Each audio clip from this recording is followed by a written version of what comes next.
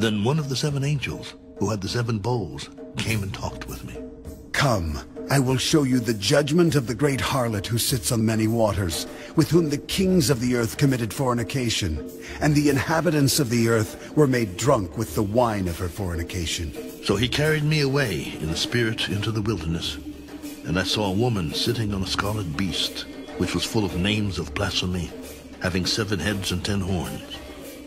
The woman was arrayed in purple and scarlet, and adorned with gold and precious stones and pearls, having in her hand a golden cup full of abominations and the filthiness of her fornication. And on her forehead a name was written, Mystery, Babylon the Great, the mother of harlots and of the abominations of the earth. I saw the woman drunk with the blood of the saints and with the blood of the martyrs of Jesus. And when I saw her, I marveled with great amazement. Why did you marvel? I will tell you the mystery of the woman and of the beast that carries her, which has the 7 heads and the 10 horns.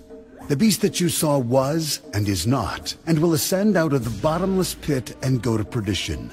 And those who dwell on the earth will marvel, whose names are not written in the book of life from the foundation of the world, when they see the beast that was and is not and yet is.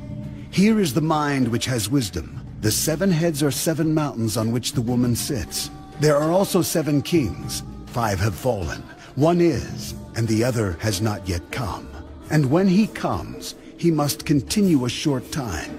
The beast that was and is not is himself also the 8th, and is of the 7, and is going to perdition. The 10 horns which you saw are 10 kings, who have received no kingdom as yet, but they receive authority for 1 hour as kings with the beast. These are of one mind, and they will give their power and authority to the beast. These will make war with the Lamb, and the Lamb will overcome them, for he is Lord of lords and King of kings. And those who are with him are called Chosen and Faithful. The waters which you saw where the harlot sits are peoples, multitudes, nations, and tongues. And the 10 horns which you saw on the beast, these will hate the harlot, make her desolate and naked, eat her flesh and burn her with fire. For God has put it into their hearts to fulfill his purpose, to be of one mind, and to give their kingdom to the beast until the words of God are fulfilled. And the woman whom you saw is that great city which reigns over the kings of the earth.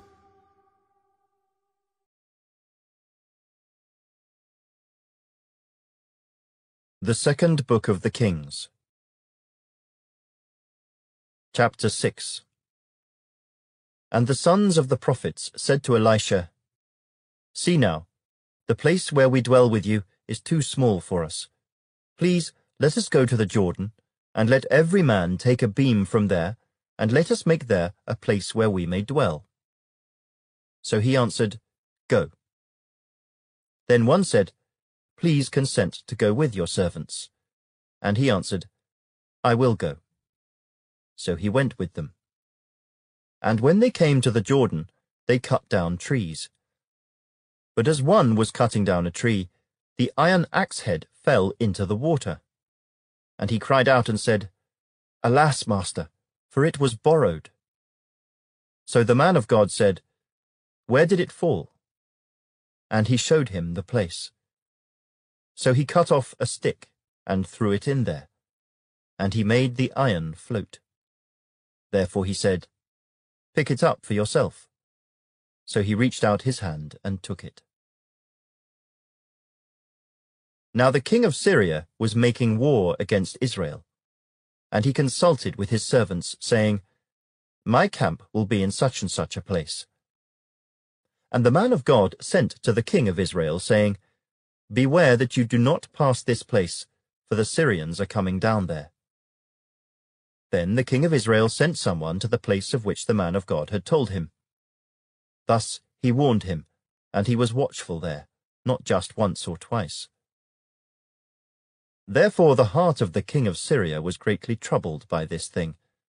And he called his servants and said to them, Will you not show me which of us is for the king of Israel? And one of his servants said, None, my lord, O king, but Elisha the prophet who is in Israel tells the king of Israel the words that you speak in your bedroom." So he said, "Go and see where he is, that I may send and get him." And it was told him, saying, "Surely he is in Dothan." Therefore he sent horses and chariots and a great army there, and they came by night and surrounded the city. And when the servant of the man of God arose early and went out, there was an army surrounding the city with horses and chariots. And his servant said to him, "Alas, my master, what shall we do?" So he answered, "Do not fear, for those who are with us are more than those who are with them." And Elisha prayed and said, "Lord, I pray, open his eyes that he may see." Then the Lord opened the eyes of the young man, and he saw. And behold, the mountain was full of horses and chariots of fire all around Elisha. So when the Syrians came down to him, Elisha prayed to the Lord and said, "Strike this people, I pray, with blindness." And he struck them with blindness according to the word of Elisha. Now Elisha said to them, "This is not the way, nor is this the city. Follow me, and I will bring you to the man whom you seek." But he led them to Samaria. So it was, when they had come to Samaria, that Elisha said, "Lord, open the eyes of these men, that they may see." And the Lord opened their eyes, and they saw, and there they were, inside Samaria. Now when the king of Israel saw them, he said to Elisha, "My father, shall I kill them? Shall I kill them?" But he answered, "You shall not kill them. Would you kill those whom you have taken captive with your sword and your bow? Set food and water before them, that they may eat and drink and go to their master." Then he prepared a great feast for them, and after they ate and drank, he sent them away, and they went to their master. So the bands of Syrian raiders came no more into the land of Israel. And it happened after this, that Ben-Hadad, king of Syria, gathered all his army, and went up and besieged Samaria. And there was a great famine in Samaria, and indeed they besieged it until a donkey's head was sold for 80 shekels of silver, and 1/4 of a cab of dove droppings for 5 shekels of silver. Then, as the king of Israel was passing by on the wall, a woman cried out to him, saying, "Help, my lord, O king." And he said, "If the Lord does not help you, where can I find help for you? From the threshing floor or from the winepress?" Then the king said to her, "What is troubling you?" And she answered, "This woman said to me, 'Give your son, that we may eat him today, and we will eat my son tomorrow.' So we boiled my son and ate him. And I said to her on the next day, 'Give your son, that we may eat him.' But she has hidden her son." Now it happened, when the king heard the words of the woman, that he tore his clothes, and as he passed by on the wall, the people looked, and there underneath he had sackcloth on his body. Then he said, "God do so to me and more also, if the head of Elisha the son of Shaphat remains on him today." But Elisha was sitting in his house, and the elders were sitting with him. And the king sent a man ahead of him. But before the messenger came to him, he said to the elders, "Do you see how this son of a murderer has sent someone to take away my head? Look, when the messenger comes, shut the door and hold him fast at the door. Is not the sound of his master's feet behind him?" And while he was still talking with them, there was the messenger coming down to him. And then the king said, "Surely this calamity is from the Lord. Why should I wait for the Lord any longer?" Chapter 7. Then Elisha said, "Hear the word of the Lord. Thus says the Lord, Tomorrow, about this time, a seah of fine flour shall be sold for a shekel, and 2 seahs of barley for a shekel, at the gate of Samaria. So an officer on whose hand the king leaned answered the man of God and said, Look, if the Lord would make windows in heaven, could this thing be? And he said, In fact, you shall see it with your eyes, but you shall not eat of it. Now there were 4 leprous men at the entrance of the gate, and they said to one another, Why are we sitting here until we die? If we say, We will enter the city, the famine is in the city, and we shall die there. And if we sit here, we die also. Now therefore come, let us surrender to the army of the Syrians. If they keep us alive, we shall live, and if they kill us, we shall only die. And they rose at twilight to go to the camp of the Syrians. And when they had come to the outskirts of the Syrian camp, to their surprise, no one was there. For the Lord had caused the army of the Syrians to hear the noise of chariots and the noise of horses, the noise of a great army. So they said to one another, Look, the king of Israel has hired against us the kings of the Hittites and the kings of the Egyptians to attack us. Therefore they arose and fled at twilight, and left the camp intact, their tents, their horses, and their donkeys, and they fled for their lives. And when these lepers came to the outskirts of the camp, they went into one tent, and ate and drank, and carried from it silver and gold and clothing, and went and hid them. Then they came back and entered another tent, and carried some from there also, and went and hid it. Then they said to one another, We are not doing right. This day is a day of good news, and we remain silent. If we wait until morning light, some punishment will come upon us. Now therefore, come, let us go and tell the king's household. So they went and called to the gatekeepers of the city, and told them, saying, We went to the Syrian camp, and surprisingly no one was there, not a human sound, only horses and donkeys tied, and the tents intact. And the gatekeepers called out, and they told it to the king's household inside. So the king arose in the night and said to his servants, Let me now tell you what the Syrians have done to us. They know that we are hungry. Therefore they have gone out of the camp to hide themselves in the field, saying, When they come out of the city, we shall catch them alive and get into the city. And one of his servants answered and said, Please, let several men take 5 of the remaining horses which are left in the city. Look, they may either become like all the multitude of Israel that are left in it, or indeed, I say, they may become like all the multitude of Israel left from those who are consumed. So let us send them and see. Therefore they took 2 chariots with horses, and the king sent them in the direction of the Syrian army, saying, Go and see. And they went after them to the Jordan. And indeed, all the road was full of garments and weapons, which the Syrians had thrown away in their haste. So the messengers returned and told the king. Then the people went out and plundered the tents of the Syrians.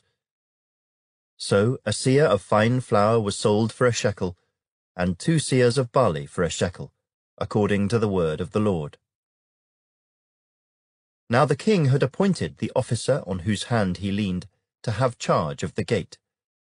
But the people trampled him in the gate, and he died, just as the man of God had said, who spoke when the king came down to him.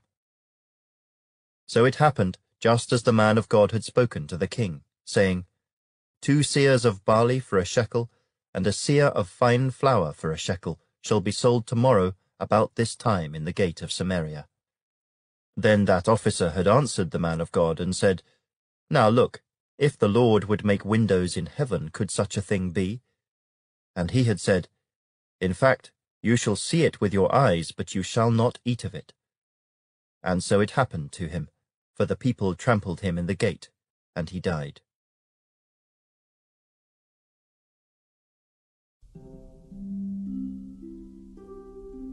Psalm 115. Not unto us, O Lord, not unto us, but to your name give glory, because of your mercy, because of your truth. Why should the Gentiles say, so where is their God? But our God is in heaven. He does whatever he pleases. Their idols are silver and gold, the work of men's hands. They have mouths, but they do not speak. Eyes they have, but they do not see. They have ears, but they do not hear. Noses they have, but they do not smell. They have hands, but they do not handle.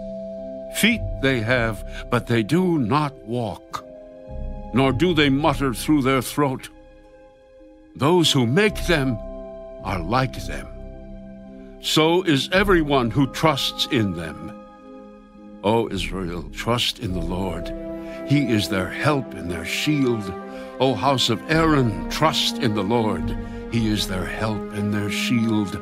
You who fear the Lord, trust in the Lord. He is their help and their shield. The Lord has been mindful of us. He will bless us. He will bless the house of Israel. He will bless the house of Aaron. He will bless those who fear the Lord, both small and great. May the Lord give you increase more and more, you and your children. May you be blessed by the Lord, who made heaven and earth.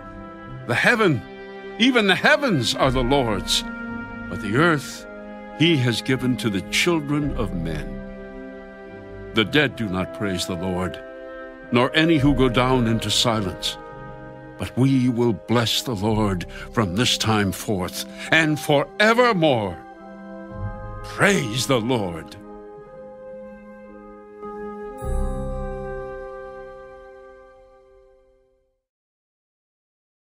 The Book of Proverbs.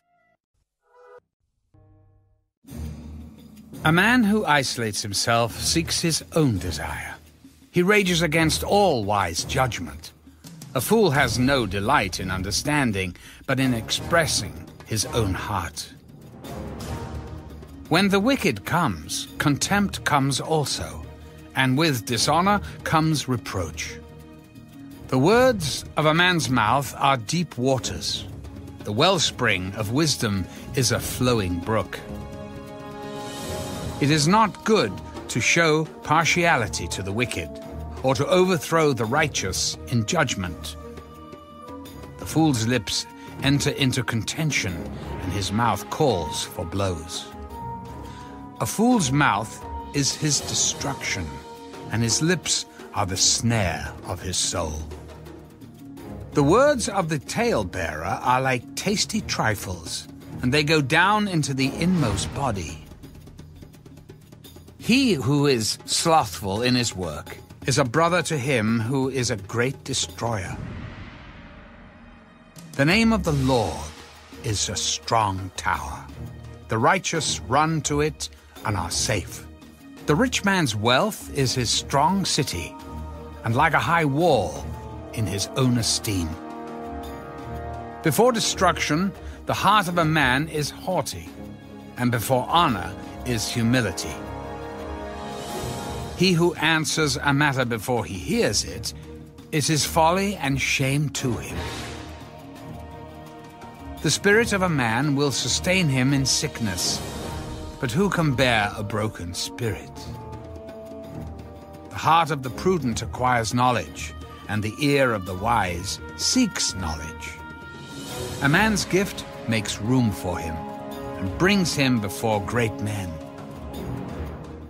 The first one to plead his cause seems right, until his neighbor comes and examines him.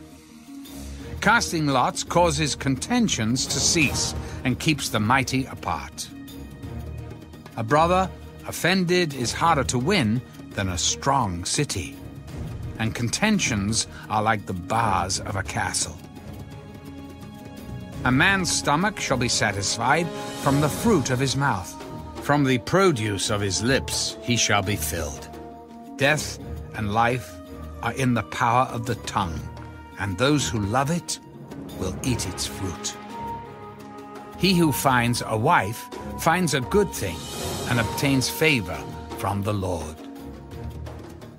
The poor man uses entreaties, but the rich answers roughly. A man who has friends must himself be friendly, but there is a friend who sticks closer than a brother.